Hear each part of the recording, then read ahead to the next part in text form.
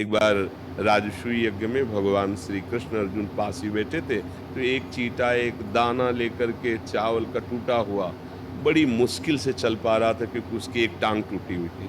तो अर्जुन जी की दृष्टि पड़ी, कहा प्रभु राजसूय यज्ञ में सब आनंद ले रहे हैं, ये चींटा कितना कष्ट पा रहा है, क्या इसको भी कभी सुख मिलेगा?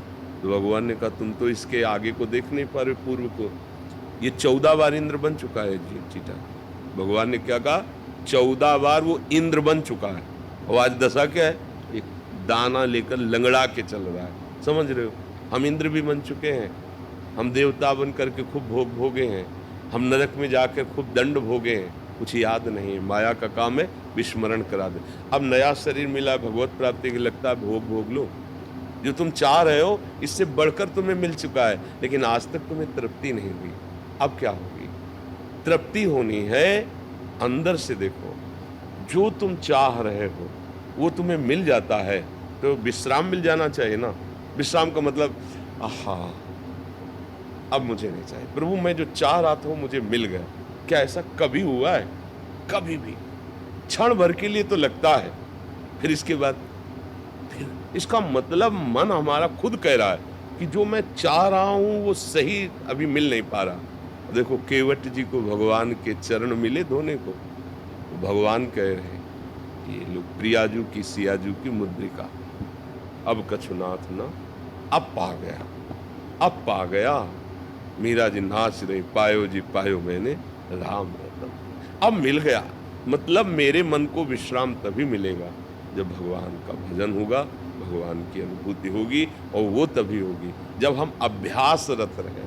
ये सबकी समझ में नहीं आएगा, इसलिए क्योंकि माइक बुद्धि है। सही पूछो, अगर उस वस्तु और व्यक्ति से भगवान अंतर ध्यान हो जाए तो आप अभी नष्ट करने की सोचने लगेंगे। तो देखो, जैसे पति का बहुत प्यारा शरीर है और मेरे भगवान वहाँ से अंतर ध्यान हो जाए, कितने मिनट गले लगाओगे? डर लगेगा छूने में, और पैसा दे के नष्ट करवा दोगे। नहीं, पैसा दे के लकड़ी लाओगे और उसकी चिता लगाओगे, और उससे पूछे कि ये जो तुम आग लगाने जा रहे हो ये वही तो शरीर है जिसको आप पति मान रहे थे, या पत्नी मान रहे थे, या प्रिय मित्र, जो भी मान रहे हो आप। बोले नहीं, वो तो चला गया। कौन चला गया? तुमने उसको जाना? तुमने उसको पहचाना? बोले नहीं। तो जाना तो शरीर को था, इसे गले लगाओ, अब इसे रखे रहो। नहीं नहीं, अब कैसे रख सकते हैं, वो चला गया। अनजाने में भी हम प्यार उससे कर रहे थे। कौन से? जो भगवान अंदर बैठे हैं, जो भगवान का अंश है। अज्ञान की धरा में हम जी रहे, इसलिए समझ नहीं पा रहे। ये हमारा स्वरूप ही शांत है, हमारा अक्लेश, कोई क्लेश छू नहीं सकता।